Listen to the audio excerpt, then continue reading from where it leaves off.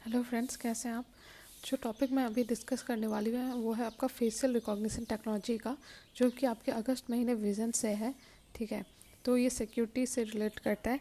तो facial recognition technology वो technology है जिसकी मदद से आपके चेहरे को, आपका चेहरा अगर किसी कैमरा के सामने आता है तो उससे उसके थ्रू आपका पूरा आइडेंटिफिकेशन किया जा सकता है, आपका पूरा डिटेल निकाला जा सकता है। अभी रिसेंटली क्या हुआ, ये क्यों न्यूज़ में है, क्योंकि हमारे इंडियन पुलिस को एम्पावर किया गया है एक टेक्नोलॉजी से जिसका नाम है national automated facial recognition system.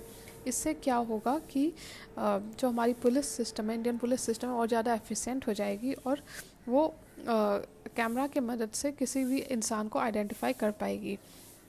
Facial recognition जो है एक तरीका है जिससे कि किसी इंडिविजुअल की आइडेंटिटी को आइडेंटिफाई किया जा सकता है उसके चेहरे के थ्रू। ये पुलिस को यूज़ करेगी एट पैन इंडिया लेवल और इसको इशू किया जाएगा by national crime record bureau. मतलब कि ये जो सिस्टम है इसके थ्रू हमारी पुलिस और ज़्यादा एफिशिएंट हो जाएगी एट ऑल इंडिया लेवल। ये यूज़ करेगा मोबाइल और वेस्ट बेस्ड अप्लायंस एप्लीकेशन और इसका होस्टिंग होगा दिल्ली में। इससे क्या होगा कि जो अलग अलग प्रॉब्लम्स या सिक्योरिटी थ्रेट्स हो गए, क्राइम थ्रेट्स हो गए, टेररिज्म हो गया, इसको बेटर हैंडल किया जा सकेगा। इसमें क्या है कि जो अलग अलग डाटा बेसेस हैं, चाहे वो crime and criminal tracking network system का हो या इंटीग्रेटेड क्रिमिनल जस्टिस सिस्टम का हो या कोई स्टेट स्पेसिफिक डाटाबेस है, उसको सारा लिंक कर दिया जाएगा और एक कनेक्टेड लिंक करके डाटाबेस क्रिएट किया जाएगा जो कि किसी इंसान को पहचानने में हेल्प करेगा। It will use facial recognition technology, जिससे क्या होगा कि जो क्राइम है वो कम होगा, क्योंकि जो भी क्रिमिनल्स हैं उसको आइडेंटिफाई किया जाएगा। साथ में अगर आप किसी के तरह का फेस मास्क या कोई मेकअप भी पहने होते हैं तब भी ये जो टेक्नोलॉजी है आराम से आपको पहचान लेगा। अगर हम बाकी जो बायोमेट्रिक्स है, मतलब कि आपका जो बायोलॉजिकल मैट्रिक्स है जिसको यूज़ करके आपको आइडेंटिफाई किया जा सकता है, उनको देख लेते हैं। इसको आप 3 तरह से डिवाइड कर सकते हैं। पहला है बिहेवियरल, दूसरा है फिजिकल और तीसरा है केमिकल। तो एक एक करके देखते हैं। बिहेवियरल में आपका आएगा बायोमेट्रिक आइडेंटिफिकेशन, जिसमें आपका आता है टाइपिंग स्टाइल, आप किस तरह से लिख रहे हैं, टाइप कर रहे हैं। दूसरा नेविगेशन स्टाइल, आप किस तरह से मूव करते हैं, नेविगेट करते हैं। तीसरा फिजिकल स्टाइल मतलब किस तरह से किसी चीज़ को पकड़ते हैं या किसी फिजिकल वर्क को करते हैं। चौथा इंटरैक्शन स्टाइल। ये सारे आपके बिहेवियरल या बायोमेट्रिक आइडेंटिफायर में आएगा बिहेवियरल में। दूसरा आपका फिजिकल यानी कि आपका पूरा बॉडी, आपका फिजिकल फीचर्स जो कि आपका बायोमेट्रिक में इंक्लूड किया जाता है। इसमें आपका होता है फेस रिकॉग्निशन, आई स्कैनर, वॉइस रिकॉग्निशन, फिंगरप्रिंटिंग और सिग्नेचर। ये सारे आपके फिजिकल बायोमेट्रिक आइडेंटिफायर में आएगा। फिर तीसरा है chemical and when biometric identifier, जो कि जिसमें आपका आता है डीएनए और वेन रिकॉग्निशन। तो इस तरह से आपको समझ में आ गया होगा कि कैसे कैसे बायोमेट्रिक्स होते हैं। तो 3 तरह के होते हैं, एक तो केमिकल, दूसरा फिजिकल और पहला बिहेवियरल। मैकेनिज्म जो जिससे सम ऑफ द आइडेंटिफिकेशन मेथड जैसा है, पहला है फिंगरप्रिंट, दूसरा है वॉइस रिकॉग्निशन, जैसा मैंने कहा आपका वॉइस का फ्रिक्वेंसी क्या है, आप किस तरह से बोलते हो, आपका टोन क्या है, उसके बेसिस पे। तीसरा रेटिना स्कैन, आपकी आंखों का रेटिना को यूज़ करके। चौथा की स्ट्रोक डायनामिक्स, मतलब आप किस तरह से कीज को दाबते हैं, उसके बेसिस पे भी एक पैटर्न निकाला जा सकता है और आप आइडेंटिफाई हो सकते हैं। तो जो फेस डिटेक्शन टेक्नोलॉजी है, इसमें पहले क्या होता है, फेस डिटेक्ट किया जाता है, फिर उसको एनालाइज किया जाता है, फिर उसको कन्वर्ट किया जाता है इमेज को डाटा के फॉर्म में। कैसे, तो इमेज में आपके चेहरे में कुछ कुछ फीचर्स हैं, कुछ कुछ पॉइंट्स हैं जो कि हर एक इंसान का अलग होता है। उससे कंपेयर किया जाता है कि ये जो फीचर है ये किससे मैच करा, उसके बाद मैच किया जाता है। तो इस तरह से हमने समझा कि क्यों न्यूज़ में है, बायोमेट्रिक्स क्या क्या है और किस किस तरह से काम करते हैं। अगर फेशियल रिकॉग्निशन कैसे काम करता है, तो computer algorithm map unique facial landmark biometric data को यूज़ करके, जैसा मैंने कहा कि जो एल्गोरिदम है वो डाटाबेस से मैच करता है जो भी फीचर्स हैं आपके चेहरे के और आइडेंटिफाई करता है। Convert this into A numerical code termed face print. अब देखते हैं कि सिग्निफिकेंस क्या है, इस टेक्नोलॉजी का सिग्निफिकेंस क्या है, किस तरह से इसका यूज़ होगा। पहला है तो है कि इंक्रीज सिक्योरिटी, मतलब कि आप क्रिमिनल्स को, चाहे टेररिस्ट को या कोई वैसा आइडेंटिफाइबल थ्रेट्स है उसको आसानी से पहचाना जा सकता है, और इसलिए ये क्राइम और टेररिज्म में हेल्प करेगा। दूसरा कि फास्टर प्रोसेसिंग। फास्टर प्रोसेसिंग मतलब कि अभी तक क्या था कि किसी पर्सन को आइडेंटिफाई पहचानने के लिए पुलिस को बहुत ज़्यादा एफर्ट लगाना पड़ता था, बहुत ज़्यादा दौड़ना पड़ता था। बट अब वो बैठे बैठे ही कैमरास के थ्रू, अलग अलग सीसीटीवी कैमरास के थ्रू आइडेंटिफाई कर सकती है पर्सन को। तो इस तरह से और ज़्यादा हेल्प होगा, प्रोसेसिंग होगा, फास्टर होगा क्राइम डिटेंशन। ठीक है। तीसरा है कि रिड्यूस क्राइम। ऑफ कोर्स ये जो पूरा प्रोसेस है इससे जो एक डिटरेंस भी होगा, जो अलग अलग क्रिमिनल एलिमेंट्स जैसे चोर हो गए, बर्गलर्स हो गए, ट्रेसपासर्स हो गए, और साथ में इनको पकड़ के इनको रोका भी जा सकेगा। चौथा, removing biases from stop and search. ऐसे क्या होता था कि जो पुलिस है अगर उसको किसी इंसान को, किसी क्रिमिनल एलिमेंट को खोजना होता था तो कई बार गलत इंसान को भी वो पकड़ लेती थी, वो अच्छे से पहचान नहीं पाती थी और गलत इंसान को पकड़ लेती थी। तो ज़रूरी है कि जो बायस है वो फ्रॉम स्टॉप एंड सर्च वो ख़त्म होगा इस कारण से, क्योंकि अब पुलिस को पता होगा कि अच्छा ये इंसान सही है, ये इंसान गलत है, हम इसको खोज रहे हैं, हम उसको नहीं खोज रहे हैं। तो इस तरह से रिमूव करने में from bias, removing bias from stop and search.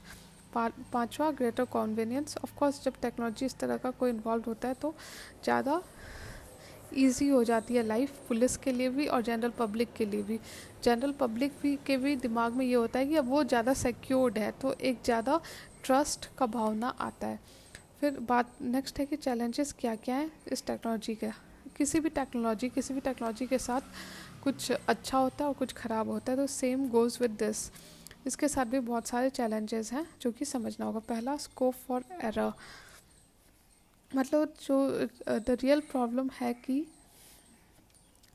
किसी भी टेक्नोलॉजी में एरर का कुछ स्कोप रह जाता है, कुछ एरर का चांस पॉसिबल है। The real problem is that face recognition does not return a definitive result, it identifies और वेरीफाइज ओनली इन प्रोबेबिलिटी। मतलब कि ये टेक्नोलॉजी है, ठीक है, लेकिन इसमें भी एरर का चांस है, ये भी कुछ प्रोबेबिलिटी में ही आइडेंटिफाई कर पाती है, परफेक्टली 100% आइडेंटिफाई करने में सक्षम नहीं है। तो जो मॉडर्न मशीन लर्निंग सिस्टम जो है, जो आप मॉडर्न मशीन लर्निंग एल्गोरिदम में जो है उसमें भी कहा गया है कि कुछ रिस्क रहता है एरर का या बायसेस का। मतलब कि जो पूरा एल्गोरिदम है वो जिसने बनाया उसका बायसेस कहीं ना कहीं उस एल्गोरिदम में भी आ जाता है, और चांस है कि फॉल्स पॉजिटिव या फॉल्स आइडेंटिफिकेशन का भी चांस है। तो इसमें भी आपका कुछ आपको एरर का चांस रहता है और इसको कंसिडर करके ही आगे बढ़ना चाहिए। दूसरा कि इनहेरेंट बायसेस, मतलब कि जो फेशियल रिकॉग्निशन सॉफ्टवेयर है वो एक प्री ट्रेन मॉडल में काम करता है, और कुछ स्पेसिफिक चेहरे जैसे माइनॉरिटीज़ हो गया या कोई एक पार्टिकुलर कम्युनिटी, उसको ज़्यादा उसके तरफ एक बायसेस इस एल्गोरिदम में भी देखा गया है। ठीक है। Element of error and bias facial recognition can result in profiling of some over represented person, जैसे कि दलित और क्रिमिनल। मतलब कि यहाँ इन जनरल सोसाइटी का जो बायस होता है कि जो माइनॉरिटी है उसके अगेंस्ट या जो वल्नरेबल सेक्शन है उसके अगेंस्ट, वो सेम बायसेस या एरर आपको इस टेक्नोलॉजी में भी दिखेगा। तीसरा कि मैसिव डाटा स्टोरेज, जो फेशियल रिकॉग्निशन सॉफ्टवेयर है वो बहुत ज़्यादा डाटा पे काम करता है। मतलब कि जो अलग अलग डाटा बेस है जो उसने कलेक्ट किया है उसके ऊपर ये काम करता है, और इस कारण से बहुत ज़्यादा एक तरह से प्राइवेसी का थ्रेट, फिर हैकिंग का थ्रेट रहता है, क्योंकि जहाँ पे इतना डाटा है वो एक तो उसको कलेक्ट करना, उसको मेंटेन करना, और दूसरा कि अगर वो गलत हाथों में चला गया तो उसका भी एक रिस्क है। चौथा कि impact on right to privacy, मतलब कि जो ये पूरा टेक्नोलॉजी है इंसान का डाटा कलेक्ट करता है और एक डाटाबेस बनाता है। हर एक इंसान का डाटा पुलिस के पास है, वो जब चाहे उसे यूज़ कर सकता है। तो जो एक सिटीजनशिप का राइट टू प्राइवेसी है, एक फंडामेंटल राइट है, वो कहीं ना कहीं इससे हैम्पर कर रहा है। जो NFRS है वो फेल करता है इच वन ऑफ, मतलब कि जो सुप्रीम कोर्ट का एक वर्डिक्ट था KS Puttaswamy and union of India का केस, उसमें ना 3 टेस्ट दिए गए थे, जो कि था पहला एग्जिस्टेंस ऑफ लॉ, दूसरा कि guarantee against arbitrary state action, और तीसरा rational nexus between objective and means to achieve them. ये सारे 3 टेस्ट दिए थे पुट्टस्वामी केस में सुप्रीम कोर्ट ने। तो ये जो टेक्नोलॉजी है NFRS फेस रिकॉग्निशन सिस्टम का, ये तीनों टेस्ट में फेल करता है। मतलब कि ना उससे रिलेटेड लॉ है, और दूसरा ना उससे रिलेटेड ये गारंटी है कि स्टेट उसको यूज़ नहीं करेगा आर्बिट्रेरली, और ना ही कोई आप ऑब्जेक्टिव और मीन्स के बीच में नेक्सस दिखा रहे हो। तो ये भी एक चैलेंज है। 5वां है कि lack of research and development, मतलब कि इस टेक्नोलॉजी में और ज़्यादा रिसर्च और डेवलपमेंट की ज़रूरत है, हम बहुत ही अभी स्टार्टिंग स्टेज में है।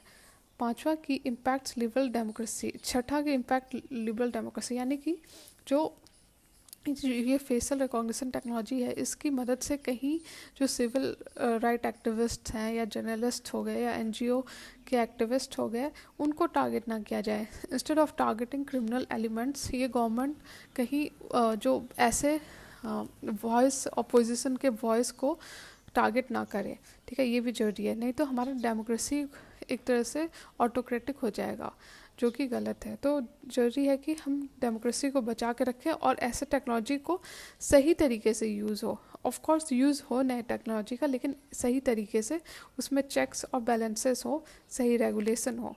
ठीक है, तो इस तरह से हमने चैलेंजेस और सिग्निफिकेंस देख लिया। एक बार रिवाइज कर लेते हैं। सिग्निफिकेंस में हमने पहला समझा इंक्रीज्ड सिक्योरिटी, दूसरा फास्टर प्रोसेसिंग, तीसरा रिड्यूस्ड क्राइम, चौथा removing bias from stop and search, 5वां ग्रेटर कन्वीनियंस। अगर चैलेंजेस देखें तो उसमें है पहला स्कोप फॉर एरर, दूसरा इनहेरेंट बायसेस, तीसरा मैसिव डाटा स्टोरेज, चौथा impact on right to privacy, 5वां lack of research and development, छठा इम्पैक्ट्स लिबरल डेमोक्रेसी। अब देखते हैं कि बाकी देशों में क्या है हाल है। तो बाकी देश तो इसको यूज़ कर रहे हैं ऐसे सिस्टम को। US जो है वो वहाँ का जो FBI है वो यूज़ करता है facial recognition technology for investigation. उसी तरह आपका यूनाइटेड किंगडम भी की पुलिस फोर्स भी यूज़ करता है सीरियस वायलेंस के अगेंस्ट। ठीक है, तीसरा चाइना में लेकिन देखा गया है कि ये जो माइनॉरिटीज़ हैं या जो उइगुर मुस्लिम है, उइगुर मुस्लिम चाइना के जिनजियांग प्रोविंस में रहता है, और उनके अगेंस्ट देखा गया कि रेशियल प्रोफाइलिंग के लिए यूज़ किया जा रहा है, जो कि गलत है। ठीक है, तो इस तरह से हमने इंटरनेशनल प्रैक्टिसेस देख लिया। अब बात है कि वे फॉरवर्ड क्या है। वे फॉरवर्ड पहला है कि हमें ज़रूरत है क्लियर लॉ की ताकि इस तरह का कोई टेक्नोलॉजी मिसयूज़ ना हो, उसका सही तरीके से यूज़ हो सके, ताकि हम अपने डेमोक्रेसी और लिबर्टी दोनों को बचा सके। ठीक है, दूसरा कि एक्सपर्टाइज चाहिए इन द फील्ड, मतलब कि जो एक्सपर्ट्स हैं वो चाहिए ताकि इसका सही यूटिलाइजेशन हो, सही तरीके से यूज़ हो सके। तीसरा एडिक्वेट सेफगार्ड्स, मतलब कि penalties, accountabilities, law enforcing bodies, adequate oversight, ताकि जो ये टेक्नोलॉजी है इसका एक चेक रख सके, इसमें अकाउंटेबिलिटी हो, सही बॉडी इसको यूज़ कर सके, और जो प्राइवेसी है इंडिविजुअल का, सिटीजन का, वो मेंटेन हो सके, हम अपने जो डाटाबेस है उसको सेफ रख सके। इन सब के लिए ज़रूरत है कि एडिक्वेट सेफगार्ड रखा जाए। तो वे फॉरवर्ड में 3 पॉइंट है। पहला है need of a clear law, दूसरा required expertise in the field, तीसरा एडिक्वेट सेफगार्ड्स। तो इस तरह से हमने ये पूरा टॉपिक समझ लिया। आई होप आपको समझ में आया हो। अगर अच्छा लगा हो तो प्लीज़ लाइक कीजिए और सब्सक्राइब कीजिए मेरे चैनल को। Thank you.